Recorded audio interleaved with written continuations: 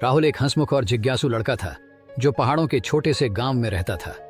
जब वह छोटा था तब उसकी दुनिया भी उतनी ही बड़ी थी जितनी उसके घर की खिड़की से दिखने वाली बर्फीली चोटियां। वह अक्सर अपने पिता से पूछता, पापा, क्या मैं भी कभी उन पहाड़ों की चोटी तक पहुंच सकता हूं? उसके पिता मुस्कुराकर उसका माथा चूम लेते और कहते, बिल्कुल, अगर तुम खुद पर भरोसा रखो तो कुछ भी असंभव नहीं। लेकिन जब राहुल 10 साल का था, एक दुर्घटना ने उसकी जिंदगी बदल दी। स्कूल जाते समय एक तेज रफ्तार ट्रक ने उसे टक्कर मार दी। इस हादसे में उसकी रीढ़ की हड्डी इतनी बुरी तरह क्षतिग्रस्त हो गई कि वह फिर कभी अपने पैरों पर खड़ा नहीं हो सका। डॉक्टरों ने कह दिया कि अब वह जीवन भर व्हील चेयर पर निर्भर रहेगा।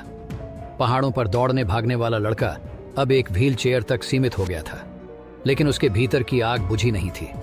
राहुल की माँ हमेशा उसे हिम्मत देती थी, तुम्हारी उड़ान तुम्हारे पैरों पर नहीं बल्कि तुम्हारी हिम्मत और जज्बे पर निर्भर है। धीरे धीरे राहुल ने खुद को संभालना शुरू किया। उसने किताबों में खुद को खो दिया। उसे पर्वतारोहण से जुड़ी कहानियां पढ़ने का बहुत शौक था। एक दिन उसने एडमंड हिलेरी और तेंजिंग नोर्गे की एवरेस्ट विजय की कहानी पढ़ी। उसे महसूस हुआ कि पहाड़ केवल शरीर की ताकत से नहीं बल्कि मानसिक शक्ति से जीते जाते हैं। फिर एक दिन उसने घोषणा की, मैं पहाड़ चढ़ूंगा। गांव वाले हंस पड़े। कुछ ने कहा, व्हील चेयर पर बैठा लड़का पहाड़ कैसे चढ़ेगा? उसके दोस्तों ने भी सोचा कि यह असंभव है, लेकिन राहुल जानता था कि उसके सपने की राह मुश्किल जरूर थी पर नामुमकिन नहीं।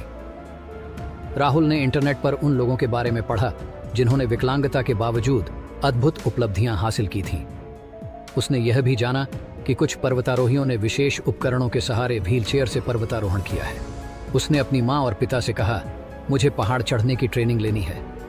शुरुआत में परिवार को चिंता हुई, लेकिन वे राहुल की जिद के आगे झुक गए।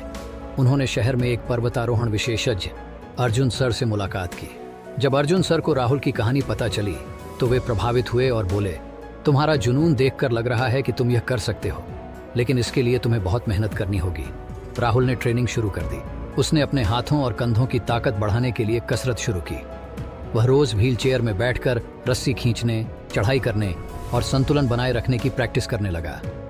कुछ महीनों बाद अर्जुन सर ने कहा, अब तुम एक छोटे पहाड़ पर चढ़ने के लिए तैयार हो। राहुल ने अपने गांव के पास मौजूद एक पहाड़ी को चुना जो लगभग 3000 मीटर ऊंची थी। एवरेस्ट नहीं था, लेकिन उसके लिए यह किसी भी बड़े लक्ष्य से कम नहीं था। उसके पर्वतारोहण दल ने एक विशेष कस्टम डिजाइन व्हील चेयर बनाई जिसमें बड़े पहिए और रस्सियां लगी थीं।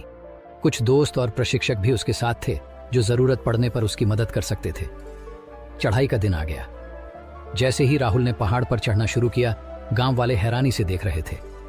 कुछ लोग अब भी शक कर रहे थे, लेकिन राहुल के माता पिता की आंखों में गर्व और विश्वास था। पहली चुनौती ऊबड़ खाबड़ रास्ता था। पत्थर और संकरे रास्ते व्हील चेयर के लिए कठिन थे, लेकिन राहुल ने हाथों की ताकत से रस्सियों का सहारा लिया और धीरे धीरे ऊपर बढ़ने लगा। पहाड़ी का मध्य भाग बेहद कठिन था। वहां की ढलान इतनी खड़ी थी कि व्हील चेयर को ऊपर खींचना आसान नहीं था।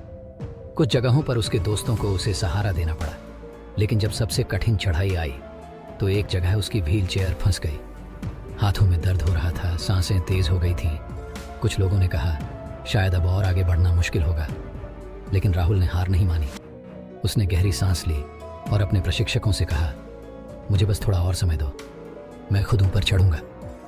उसने अपनी पूरी ताकत झोंक दी। हाथों से रस्सी को खींचते हुए धीरे धीरे वह सबसे कठिन चढ़ाई पार कर गया। उसकी आंखों में आंसू थे, लेकिन वे खुशी और गर्व के थे। आखिरकार घंटों की मेहनत के बाद राहुल ने पहाड़ की चोटी पर कदम रखा। नीचे गांव के लोग तालियां बजा रहे थे। उसका परिवार खुशी से रो रहा था। राहुल ने ऊपर आसमान की ओर देखा और मुस्कुराकर कहा, मैंने कर दिखाया। यह केवल राहुल की जीत नहीं थी, बल्कि हर उस इंसान के लिए प्रेरणा थी जिसने कभी खुद को कमजोर समझा हो।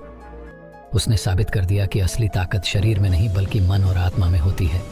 अगर ये कहानी आपको पसंद आई है तो इसे लाइक करें, शेयर करें और चैनल को सब्सक्राइब करना ना भूलें।